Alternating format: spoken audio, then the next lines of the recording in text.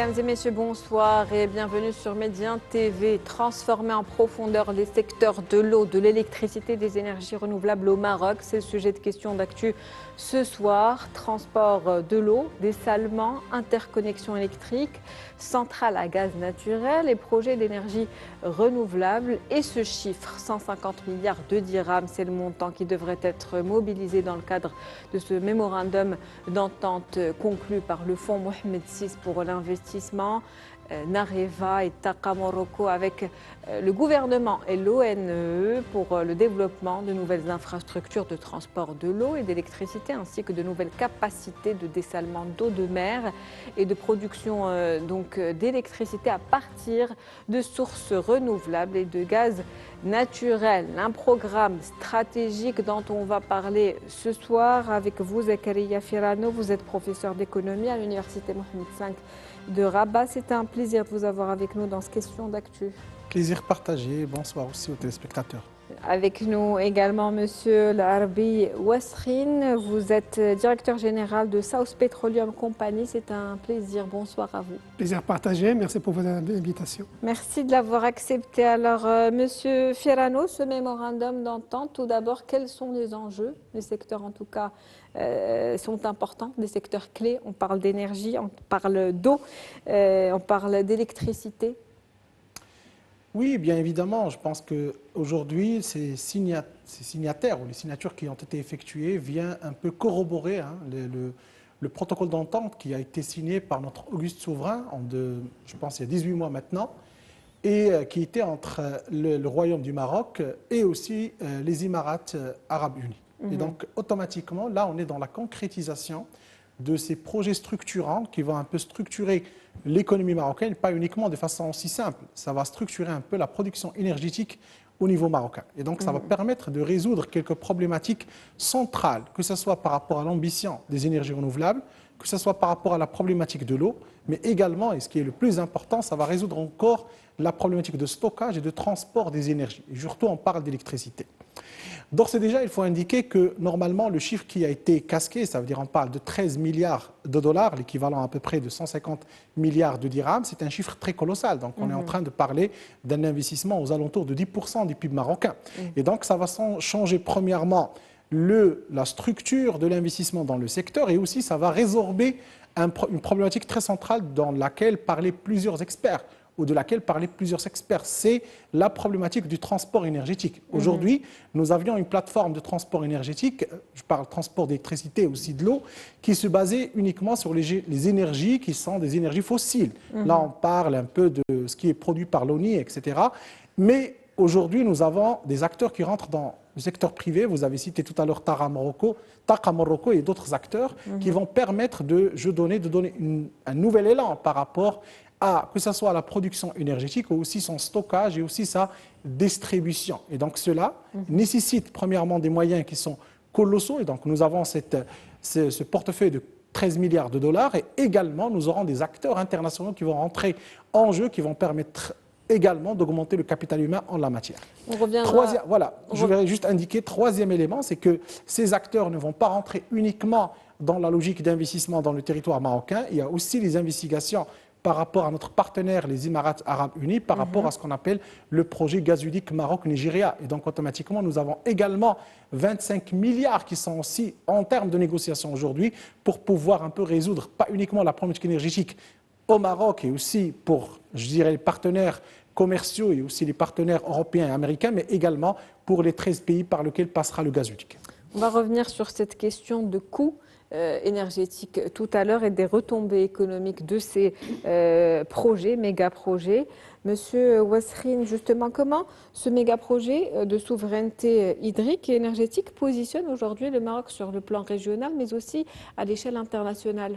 Oui, comme a dit ici Ferrano, moi je pense que le projet signé dont le mémorandum a été divulgué hier ou avant-hier, par son ampleur et le montant qui va être consacré à cet investissement, on parle de 13 milliards de dollars. Jamais au Maroc, un programme d'investissement aussi important n'a été engagé avec des acteurs privés. Le seul programme de cette taille a été fait par l'OCP il y a 2-3 ans, quand il a déclenché sa transition énergétique, notamment pour pouvoir produire des engrais verts et sur son programme de production d'eau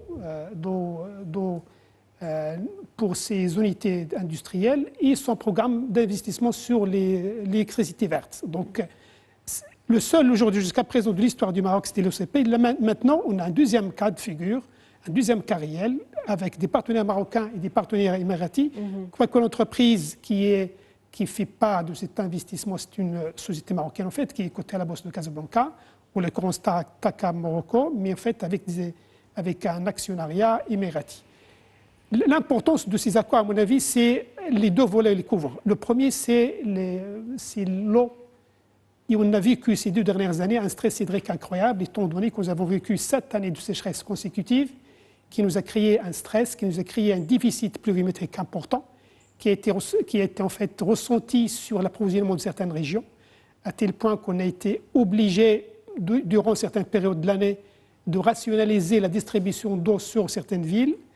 Et avec le projet qui a été lancé des autoroutes de l'eau entre le bassin de Sabou et Bourqraq pour pouvoir approvisionner le barrage Moulay Abdallah pour alimenter les villes de Rabat et Casablanca, on a pu effectivement résoudre la problématique. Mais c'était un cas très sévère pour la souveraineté hydrique du Maroc. Donc voilà le premier pilier, c'est la partie production d'eau. Je pense maintenant, on est convaincu qu'à l'avenir, la situation du Maroc sur le plan hydrique sera aussi difficile que ce qu'on a vécu ces 2 dernières années. D'où l'importance de ces autoroutes de l'eau. Tout à fait. Et je pense un des projets qui a été inscrit sur ce plan, tout à fait, un des projets qui a été inscrit sur ce plan d'investissement, effectivement, c'est la continuité de la première autoroute. C'est relier le barrage, c'est le bassin Bourqraq avec le bassin Marbi et puis après le bassin de Tansift. Mais ce qui est inclus aujourd'hui, pour transporter les 800 mètres cubes qui était indiqué sur le protocole d'accord, c'est entre ces deux barrages.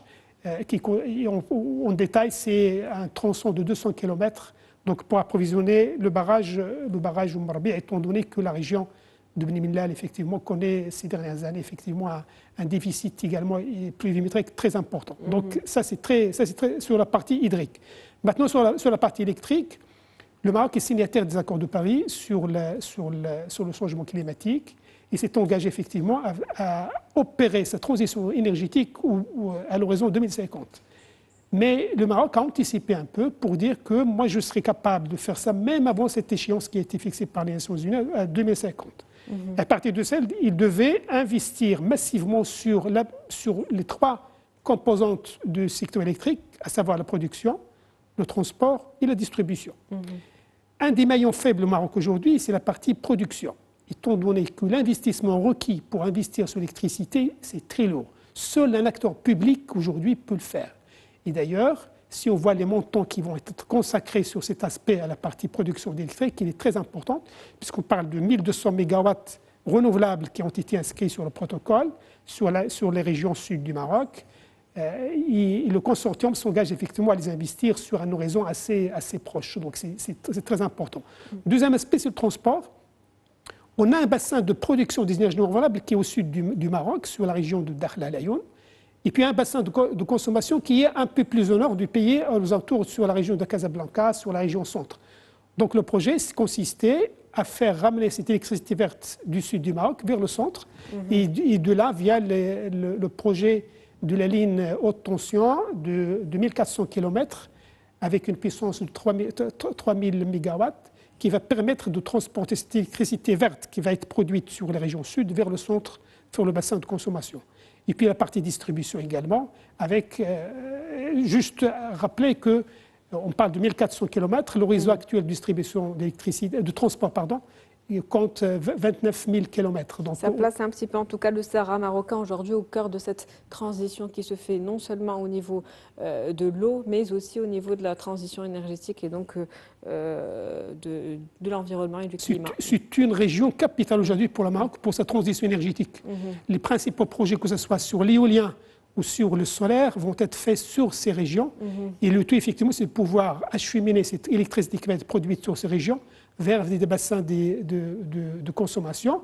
Et puis après, par la suite, avec tous les échanges aujourd'hui qu'on est en train de faire, on a vécu il y a quelque temps l'incident en Espagne qui a concrétisé l'importance des interconnexions entre le Maroc et l'Espagne, après peut-être on pourra effectivement penser à cet export d'électricité verte qui va être produite au sud du Maroc vers le continent européen. Monsieur Ferrano, on va revenir sur cette somme mobilisée, un investissement important, donc on l'a dit, 150 milliards de dirhams. Le fonds Mohamed VI est aujourd'hui un pilier, on va dire, du financement des infrastructures d'avenir au Maroc. Et puis il y a également des retombées économique attendu, vu l'importance de cet investissement colossal qui sera mobilisé. Donc, quel impact aujourd'hui sur la compétitivité des industries marocaines, notamment celles qui opèrent dans des secteurs à forte consommation d'eau et d'énergie? Ça va réduire les coûts, donc ça devrait également augmenter les rendements. Bon, le plus important, c'est que la transition énergétique pour le Maroc et aussi la problématique de l'eau, c'est une problématique qui est en relation avec la productivité du capital et aussi du travail. Et donc automatiquement, si on arrive à résoudre cette dépendance énergétique par rapport à l'international, pour sortir un peu du dogmatisme dont on parle, consommation-inflation, et rentre un peu dans les industries, ça va permettre de faire un gain de productivité par rapport au coût de production. Mais si on arrive à avoir l'équation qui permet d'avoir cette compétitivité liée à les énergies, je parle renouvelables. Et là, j'attire votre attention, ce qui a été cité par notre ami, c'est très important. C'est que nous avons 3 cycles. Je parle des énergies renouvelables, je reviendrai vers l'eau. 3 cycles. Il y a la production. Donc la production ne pose pas de problème parce qu'il y a aujourd'hui l'acteur central, c'est l'ONI, qui travaille. Il y a le transport de l'énergie qui est très important et qui pose beaucoup de problèmes. Je pense que ça a été dit de façon indirecte par notre ami, il y a la distribution. Et donc, sur le transport et sur la distribution, et même sur la production, nous avons besoin de beaucoup de financement pour pouvoir cadrer ces projets qui sont structurants. Et il faut poser aussi des questions institutionnelles. Ça veut dire la relation qui existe entre l'ONI, Mazen et d'autres acteurs, et même les acteurs privés. Il faut se poser également la question de l'efficience des règles juridiques et institutionnelles qui sont mises en place. Les textes de loi doivent également suivre ces capacités d'investissement. Mais je dirais que heureusement, aujourd'hui, que nous avons des fonds qui vont être déployés aux alentours de 150 milliards. Ça va permettre, premièrement, de résoudre quelques problèmes de financement sur lesquels s'incombe l'ONI. Nous avons l'ONI, c'est un acteur très important, mais il ne faut pas oublier qu'il est en situation déficitaire. Il a des problèmes par rapport à son budget, son bilan, etc. Il assume beaucoup de charges par rapport aux équilibres, aux déséquilibres en termes de pricing au niveau international. Et donc, automatiquement, nous avons besoin d'un financement qui permettra de résoudre cette problématique.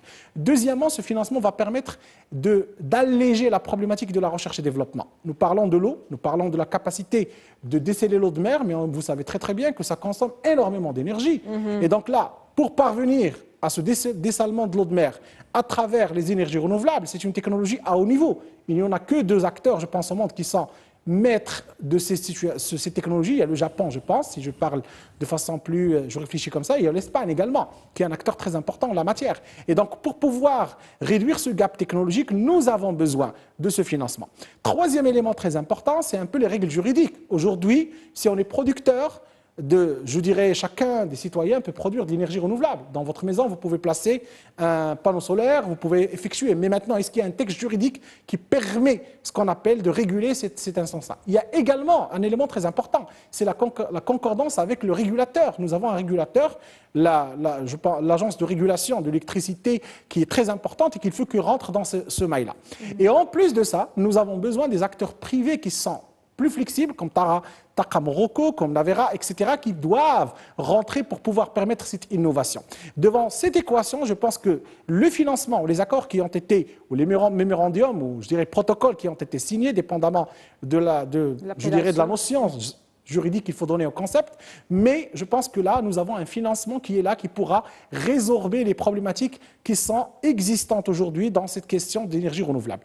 Maintenant, sur les retombées, si on arrive à résoudre ces problèmes, et on arrive à avoir je dirais une filière de production complète, de la production jusqu'à la distribution qui soit efficiente, et on arrive à un coût qui soit un coût compétitif à l'international, je pense que ça va permettre de résoudre plusieurs problématiques qui sont liées aux industries qui utilisent l'énergie en matière d'exploitation, et ça permettra d'augmenter la productivité du capital. Encore plus, nous regardons le capital, mais également le capital humain. Ça veut dire si on arrive à avoir des coûts d'énergie qui soient très très faibles, ça va augmenter la consommation, je dirais, énergétique également pour les ménages, pour les secteurs qui sont en relation avec le capital humain, ça permettra de hausser le capital humain. Et donc automatiquement, ça va induire une augmentation de la productivité de l'économie et une augmentation de la valeur ajoutée. Si je rajoute à ça un élément macroéconomique, c'est que nous savons très très bien que le Maroc il est très dépendant des importations en matière énergétique. Nous avons une facture qui peut atteindre facilement, s'il y a des équilibres à l'international, plus de 15 milliards de dollars. Et donc automatiquement, ça va, si on arrive à avoir je dirais pas, cette souveraineté en matière énergétique, surtout pour les énergies renouvelables, on pourrait résorber ce problème-là et avoir plus de liberté en matière de balance des paiements, ce qui va nous permettre plus de croissance, si je peux dire ça, et plus de compétitivité. Dernier élément sur lequel je peux clôturer, c'est l'eau.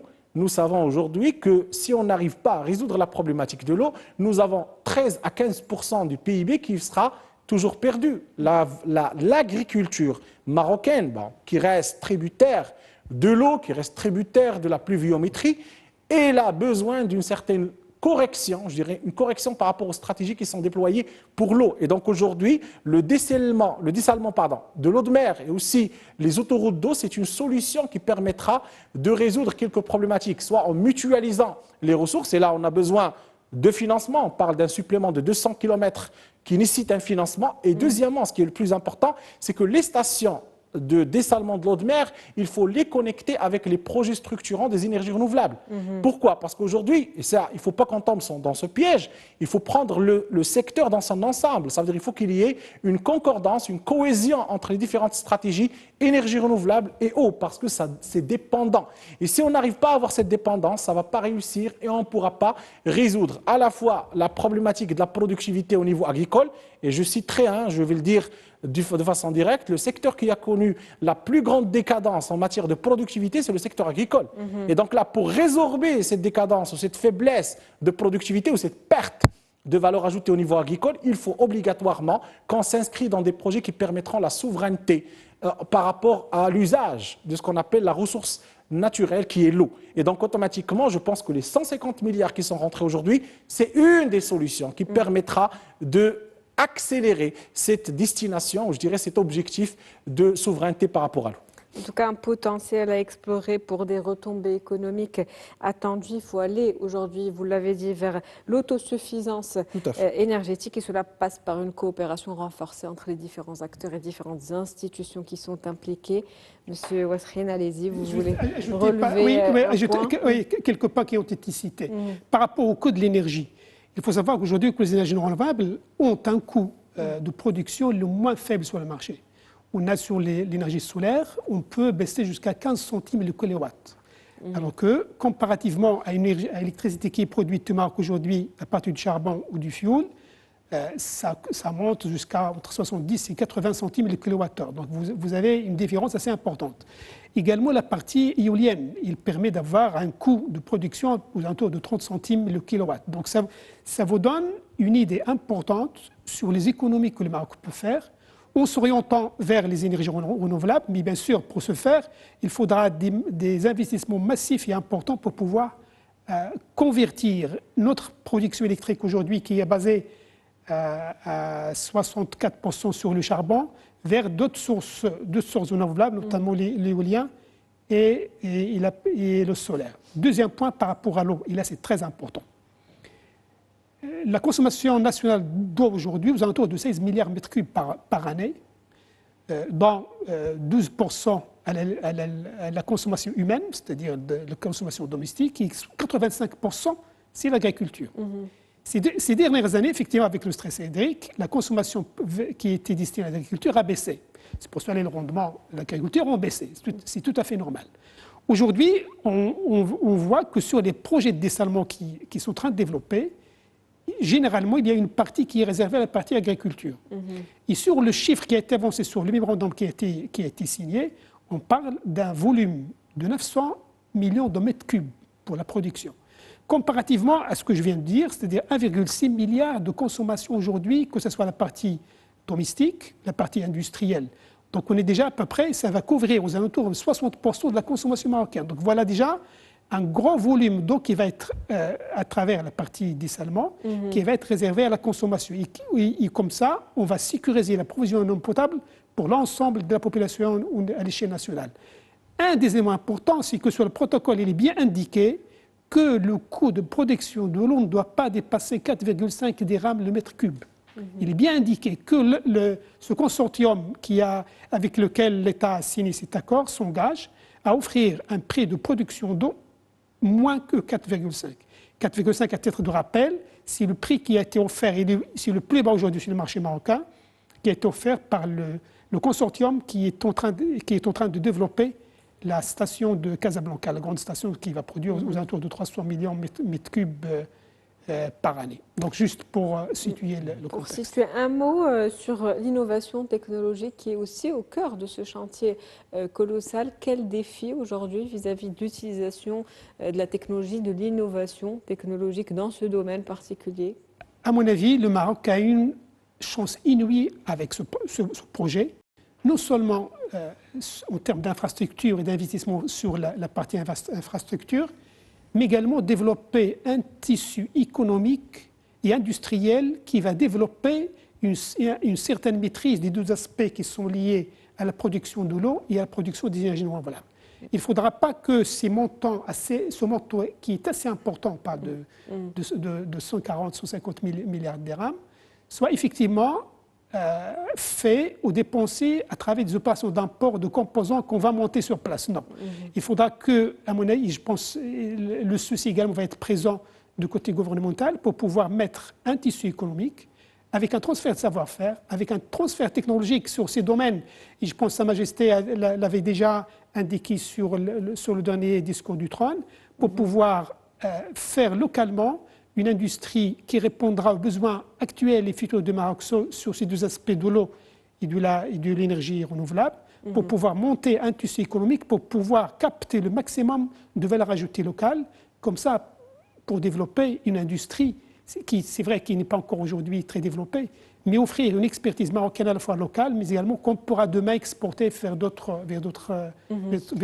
pays également. Pour une industrie plus résiliente et plus forte, M. Ferrano, le mot de la fin. Si vous permettez, oui, j'aimerais juste ajouter un élément très important, c'est que oui, on veut résoudre la problématique de la souveraineté énergétique et aussi souveraineté par rapport à l'eau. Mais il ne faut pas que ce soit avec une substitution des mêmes recettes. Ça veut dire aujourd'hui, nous importons beaucoup. Il ne faut pas qu'on importe les inputs qu'on va utiliser pour pouvoir faire cette transition énergétique. Et aujourd'hui, je pense, parce que la question que vous avez posée est très importante par rapport à l'innovation. Moi, je ne parle pas de l'innovation parce que l'innovation, c'est la fin du cycle. Il faut qu'il y ait un investissement dans la recherche et développement. Il faut que les industries, les petites et moyennes entreprises, les laboratoires, les universités publiques, privées, tout le monde adhère sur le fait qu'il faut avoir de la recherche et développement dans ce créneau. Exemple, tout à l'heure, j'ai cité un élément. Si on regarde aujourd'hui, le Maroc a beaucoup à gagner si on arrive à avoir des stations de dessalement de l'eau de mer à travers les énergies renouvelables, que ce soit à travers l'éolien ou à travers les autres. Mais maintenant, les technologies de pointe dans cette question ne sont pas abouties. Ça veut dire aujourd'hui, la plupart des stations qui sont en train de fonctionner, ils travaillent avec de l'énergie fossile. Je prends ici l'exemple du plus grand producteur, c'est l'Arabie Saoudite. Elle travaille avec l'énergie qui est liée au pétrole. Si vous prenez aussi l'Espagne, etc. Et donc aujourd'hui, il faut qu'on se consacre par rapport à cette particularité marocaine. Le Maroc est particulier. On va avoir des énergies renouvelables. Il faut qu'on associe ces énergies renouvelables avec ce qu'on appelle les stations de dessalement de l'eau de mer. Si on n'arrive pas à faire cette jointure technologique, ça ne pourra pas aboutir dans le long terme. Aujourd'hui, oui, on arrive à le faire. On a une station à Casablanca. Nous avons dans le sud une station. On va créer une station à Al-Jadida, Al-Jorf, Al-Asfar et l'Akhiri. Mais ce qui est le plus important, c'est qu'on arrive à avoir ce cap technologique. Ça ne peut se faire qu'à travers les deux mots qui ont été cités par notre ami. Le transfert technologique, ça veut dire dans nos partenariats, il faut qu'on arrive à choisir les partenaires qui vont nous permettre de gagner en termes de capital humain dans la production de ces technologies. Et deuxièmement, ce qui est le plus important, c'est qu'on arrive à avoir une production qui soit à 95% jusqu'à 99% intégrée au niveau de l'industrie marocaine. Sinon, ça ne pourra pas aboutir et on n'arrivera pas à avoir l'élan qu'on veut à l'international. Parce qu'il ne faut pas l'oublier, c'est que sur le plan macroéconomique, c'est quoi l'objectif du Maroc? Ce n'est pas uniquement d'avoir la souveraineté, c'est d'arriver à un seuil de production au niveau international de 4,3%. Le Maroc veut être un acteur au niveau international, surtout dans les énergies renouvelables. Et ça, on devrait le faire avec un taux d'intégration très élevé. Merci à vous, Monsieur Zakaria Fiorano. Je rappelle que vous êtes professeur d'économie à l'Université Mohamed V de Rabat. Merci. C'est un plaisir de vous avoir avec nous dans cette émission ce soir. Très partagé. Merci à vous, Monsieur Larbi Ouassrine. Vous êtes directeur général de South Petroleum Company. C'était un plaisir de vous avoir avec nous. Merci pour votre éclairage. Merci pour l'invitation. C'est la fin de Questions d'actu pour ce soir. On se retrouve demain avec de nouveaux invités, nouveaux sujets. Très bonne soirée.